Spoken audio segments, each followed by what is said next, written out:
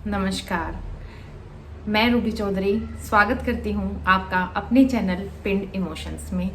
आज हम जिस विषय पे बात करने वाले हैं वो है एक फिल्म। बिल्कुल सही, वही फिल्म जिसने पिछले कुछ हफ्तों से बहुत ज़्यादा सनसनी मचाई हुई है और तमिलनाडु और पश्चिम बंगाल में उसे बैन भी कर दिया गया है।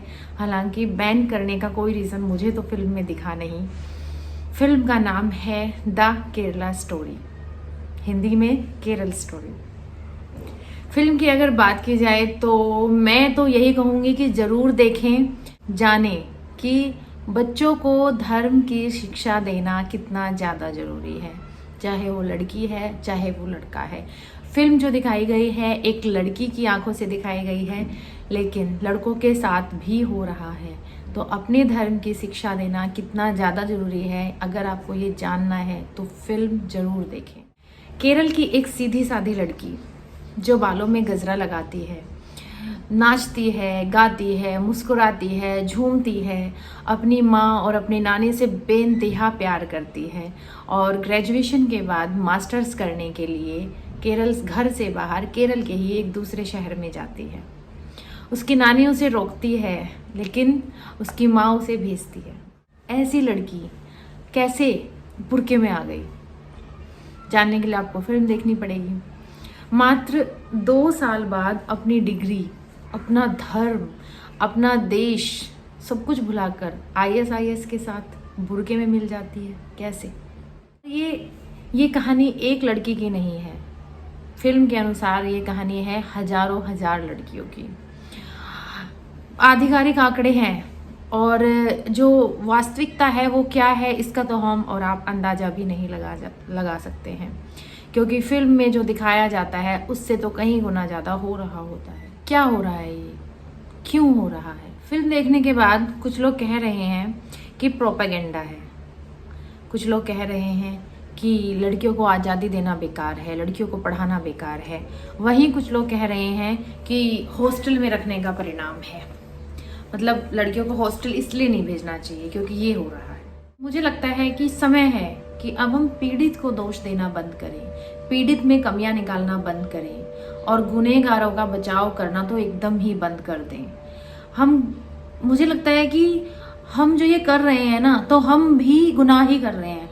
गुनहगारों का बचाव करना भी किसी गुनाह से कम नहीं होना चाहिए। जो हो रहा है उसे स्वीकार करना होगा, सतर्क रहना होगा और बचाव करना होगा, उसे नकारना नहीं होगा। नकारेंगे तो होता रहेगा और बहुत ज्यादा होता रहेगा। बचाव करने के लिए, सतर्क रहने के लिए जरूरी है कि अगली पीढ़ी को धार्मिक शिक्षा दी जाए। उनको तर्क और कुतर्कों का समाधान हमको करना होगा, माता पिता को करना होगा, ताकि कोई भी धर्म के नाम पर कुतर्क करें तो उनके पास जवाब तैयार हो। इतना तो धर्म सिखाना होगा ना। लिबरल बनाना, आधुनिक बनाना समय की जरूरत है, मैं मानती हूँ, किंतु अपनी जड़ों से ही काट देंगे क्या? अगर अपनी जड़ों से ही काट देंगे तो किसी और के खेत में जड़ें जमाने में उन्हें कितना समय लगेगा, और फिर हम उन्हें दोष भी क्या दे सकते हैं? उनका कोई दोष नहीं है। हमें ध्यान रखना होगा कि अंधविश्वास से बचाते हुए कहीं हम उन्हें विश्वास से ही दूर तो नहीं कर रहे। उनकी मनोभूमि को कहीं हम धर्म से इतना भी बंजर ना बना रहे हों कि बुराई आसानी से उनके ऊपर हावी हो रही है। यकीन मानिए, फिल्म देखकर बिल्कुल यही महसूस हुआ है। फिल्म की बात कर लेते हैं। फिल्म की बात करें तो फिल्म भी यही संदेश देती है कि पापा आपने देश, राजनीति, दुनिया भर की बातें हमें समझाई, दुनिया भर का ज्ञान हमें दिया, तो धर्म क्यों नहीं समझाया? एक लड़की सवाल करती है। माँ संस्कृत श्लोक पढ़ती तो है, खाने से पहले कुछ गॉड को धन्यवाद देती है, संस्कृत श्लोक पढ़ती है, पर मुझे नहीं पता कि क्या पढ़ती है। क्या था भाई ये? तुम्हें क्यों नहीं पता? माँ ने क्यों नहीं समझाया कि वो क्या पढ़ती हैं, उसका अर्थ क्यों नहीं बताया? और वो अपने 4 दोस्तों में बैठ के उसका इस तरह मजाक बना रही है। माता पिता के रूप में ये हमारी असफलता है। हिंदू धर्म पर फिल्म में कई सवाल उठे हैं जिनका जवाब देना जरूरी था, लेकिन नहीं दिया गया। पहला सवाल था, मुझे लगता है कि जितने भी सवाल मूवी के शुरुआत में हिंदू धर्म पे उठाए गए हैं उन सभी सवालों का जवाब नायिका के थ्रू अंत में जरूर दिया जाना चाहिए था। भले ही नायिका अपनी कल्पना में ये सोच रही होती कि जब उस लड़की ने मुझसे ऐसा सवाल किया था तो मुझे उसे ये जवाब देना चाहिए था, कुछ इस तरीके से, लेकिन नहीं दिया गया तो मुझे बहुत निराशा हुई। एक तरीके से ये हमारे ही धर्म पे वार था जो हम सुन के चुपचाप आ गए। तो वही सवालों के जवाब मैं जरूर देना चाहूँगी अपनी बुद्धि के अनुसार, अपनी समझ के अनुसार, जितना मैंने अभी तक अपने धर्म को जाना है, समझा है। पहला सवाल था, दो सहेलियां आपस में बात करती है, उसमें से एक सहेली कहती है तुम्हारे शिव अपनी मृत पत्नी को लेकर इंडिया के चक्कर लगा रहे हैं, रोज रो रहे हैं। जो इंसान, जो भगवान अपनी पत्नी को नहीं बचा सका वो कैसा भगवान? ये सवाल उठा। इसका जवाब नहीं दिया। वो ऐसे मूर्खों की तरह बैठी है कि जैसे उसे कुछ पता ही नहीं है। उसको यही नहीं पता कि सती भी है। क्यों नहीं पता भाई? मुझे लगता था कि दक्षिण भारत ने उत्तर भारत से ज़्यादा धर्म को संभाला है, लेकिन फिल्म देखकर तो ऐसा लगा जैसे सिर्फ परंपराओं को संभाला है। अब कितना सच कितना झूठ वो मैं नहीं जानती। तो उस लड़की के पास इस बात का कोई जवाब नहीं था। फिल्म में दिया ही नहीं गया जवाब, सिर्फ सवाल उठा के छोड़ दिया गया, जो कि मुझे पूरी तरह गलत लगा। देखिए, पहली बात तो ये कि भगवान शिव इंडिया के नहीं पूरे ब्रह्मांड के चक्कर लगा रहे थे। दूसरी बात ये कि हमारे यहाँ पति और पत्नी को अर्धांग माना जाता है, अर्धनारीश्वर का स्वरूप माना जाता है। तो शिव और सती अर्धनारीश्वर स्वरूप में थे। जब शिव का आधा अंग को नुकसान होगा तो दूसरे आधे अंग का वियोग था। वियोग, दुख, समझते हैं? हमारे धर्म में पति और पत्नी एक दूसरे बराबर होते हैं, निर्णय लेने के लिए स्वतंत्र होते हैं। लेकिन ये बात उनको नहीं समझ आएगी जिनके यहाँ स्त्री का जैसे कोई अस्तित्व ही नहीं है। हमारे यहाँ, हमारे धर्म में जो पत्नी होती है उसके निर्णय का सम्मान पति को करना होता है। और ये माता सती का निर्णय था, जिसके सम्मान में महादेव ने अथाह पीड़ा उठाई। वो चाहते तो चुटकियों में संहार कर सकते थे, लेकिन उन्होंने नहीं किया। उन्होंने सिर्फ अपने मन का संहार किया। और इस चीज़ को तुम इस तरीके से सवाल उठा रहे हो, शर्मनाक था। माता सती के निर्णय पर भगवान शिव ने कोई सवाल नहीं उठाया और ना ही किसी को खड़ा करने दिया। और वो माता सती हैं जिन्होंने अपने पति के सम्मान में, अपने पति के आत्मसम्मान के लिए, अपने पिता का अहंकार मिटाने के लिए अपने आप को दहन कर दिया। जिस धर्म के, जिनकी कहानियों के आदर्श इतने ऊंचे हों, वो कैसे किसी को समझ आएंगे जहां स्त्री का कोई अस्तित्व ही नहीं, प्रेम का कोई अस्तित्व ही नहीं। खैर, आत्मसम्मान और प्रेम में समर्पण जैसी बड़ी बड़ी बातों को समझने की उम्मीद इन प्रश्नकर्ताओं से करना तो बिल्कुल ही बेईमानी थी। बट फिर भी जवाब दिया जाना चाहिए था। दूसरा सवाल था फिल्म में, भगवान राम की पत्नी को उठाकर रावण ले गया और उन्हें वानरों की मदद लेनी पड़ी, और उस पर तुम उन वानरों को भी पूछते हो। और हमारी हिंदू लड़कियों के पास कोई जवाब नहीं था। तो जिस तरीके से तुमने कहा कि वानरों को भी पूछते हो, हमारे यहाँ ऊंच नीच, जाति, धर्म कभी देखा ही नहीं गया। ये जितनी भी जाति प्रथा, छुआछूत, ये सब आया है, ये विदेशी आक्रांताओं के बाद ही आया है। हमारे जो भगवान राम है वो सबूरी के हाथ से झूठे बेर भी खा लेते हैं। हम लोगों ने तो इतने ऊंचे आदर्श स्थापित किए हैं। और रही बात रावण के माता सीता को उठाकर ले जाने से लेकर और वानर सेना की मदद लेने तक की, हमारा धर्म बुरे इंसान को मिटाने में विश्वास नहीं करता, बल्कि इंसान की बुराई को मिटाने में विश्वास करता है।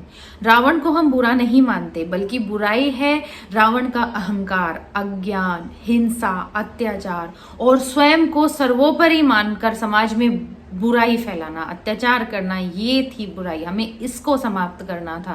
रावण को समाप्त करना होता तो श्री राम ऐसे चुटकियों में कर सकते थे, किंतु हमें रावण की बुराइयों को खत्म करना था। उसके लिए जो उस समय सबसे तुच्छ समझे जाने वाली वानर जाति थी, जो वन में रहने वाले लोग थे, जिन्हें शायद आज भी हम लोग उतना सभ्य नहीं मानते हैं, उन लोगों को भगवान राम ने हथियार बनाया था कि देखो तुझसे तुच्छ प्राणी भी तुम्हारा सर्वनाश कर सकता है। और रही बात माता सीता के अपहरण की, तो हमारे यहाँ रिश्ते प्रेम और आपसी विश्वास पे आधारित होते हैं। भगवान राम को विश्वास था माता सीता पर कि उनकी इच्छा के बिना उन्हें कोई हाथ भी नहीं लगा सकता है, इसलिए उन्होंने ऐसा होने दिया। वो जानते थे कि भस्म हो जाएगा वो जो सीता को बिना उनकी इच्छा के छुएगा। इस विश्वास पर उन्होंने उनको जाने दिया। लेकिन ये विश्वास और प्रेम की जो ताकत है ये प्रश्नकर्ताओं की समझ में नहीं आएगी। तीसरे सवाल में फिल्म में एक जगह बोला गया है कि तुम्हारे तो करोड़ों देवी देव है, तुम किसको मानोगे? नहीं है। 33 कोटि का मतलब 33 करोड़ नहीं है, 33 प्रकार के देव देवी हैं हमारे। कितनी जब जो अधूरा ज्ञान होता है वो हमेशा ही खतरनाक होता है, वही चीज मुझे वहां महसूस हुई। एक और सवाल वहां पे उठाया गया कि फूल पत्ती और ढकोसलों से प्रसन्न होने वाले भगवान। एक बात बताइए, आप अपनी पत्नी से प्रेम करते हैं, आप अपनी गर्लफ्रेंड से प्रेम करते हैं, बहन से प्रेम करते हैं, दोस्त से प्रेम करते हैं, तो क्या आप उन्हें उपहार नहीं देते? कैसे जाहिर करते हैं आप उन पर अपना प्रेम? उपहार देकर जाहिर करते हैं। उनकी खुशी जिस चीज में होती है उनके लिए कुछ अच्छा करके जाहिर करते हैं, तो हमें खुशी मिलती है कि हम अपनी भक्ति अपने विश्वास को उन्हें कुछ भेंट देकर उन्हें हम प्रसन्न करें। इसमें कोई उनको प्रसन्न करने की हमारी बाध्यता नहीं है, हमारी मजबूरी नहीं है। हमें उनसे डर नहीं लगता कि हम ये नहीं करेंगे तो ये हो जाएगा। अरे हम तो वो धर्म है जो मंदिरों में जाने के लिए भी सोचते हैं कि छोड़ो घर पे मन चंगा तो कठौती में गंगा। और हम पर ये सवाल आश्चर्य था। हमारा धर्म कृतज्ञता का भाव रखता है प्राणी मात्र के प्रति। प्राणी मात्र के पत्थर में भगवान देखता है। वो प्रत्येक वस्तु जो मानव जीवन के लिए सहायक है, उस प्रत्येक वस्तु के प्रति हम कृतज्ञ हैं। हमारा धर्म कृतज्ञ है। उस प्रत्येक वस्तु के संरक्षण के लिए हम प्रतिबद्ध हैं। हमने उस प्रत्येक वस्तु को अपनी पूजा में शामिल कर लिया, हो गया उसका संरक्षण।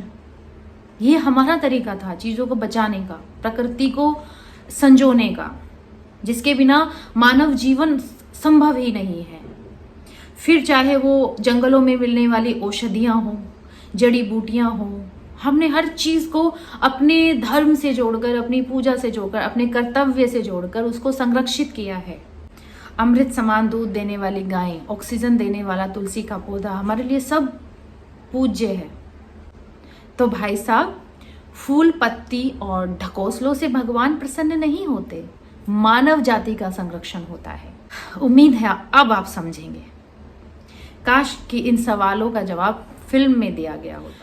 हालांकि फिल्म में दूसरे धर्म को बुरा तो नहीं कहा गया, ना ही उस धर्म पर एक भी मौखिक सवाल ही खड़ा किया गया है जिस तरीके से हिंदू धर्म पर सवाल खड़े किए गए हैं।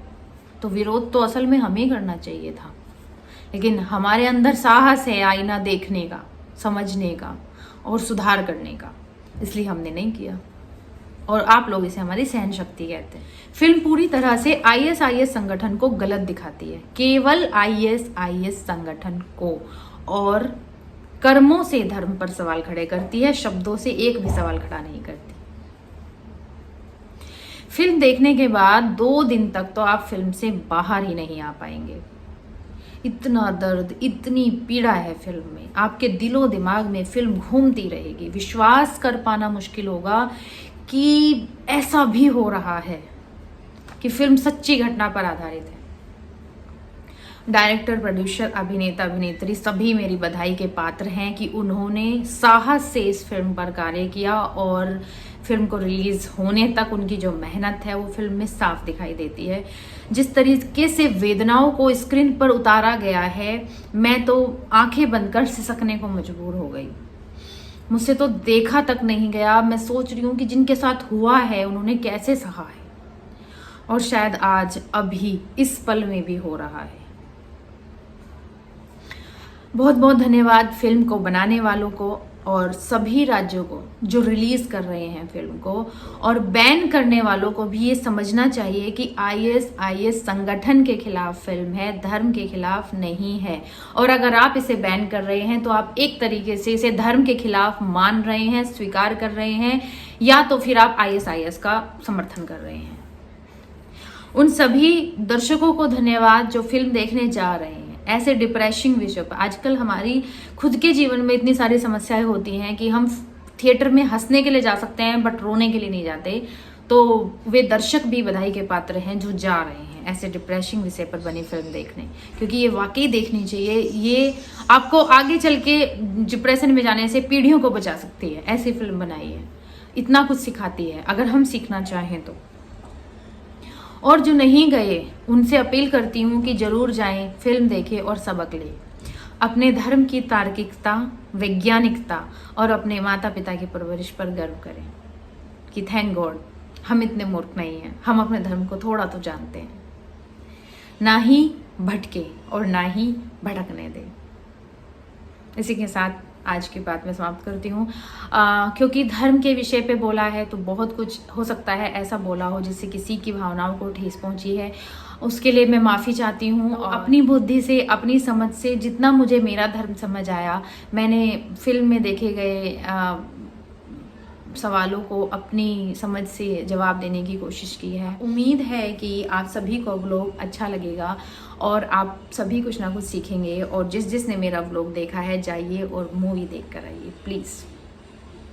बहुत बहुत धन्यवाद।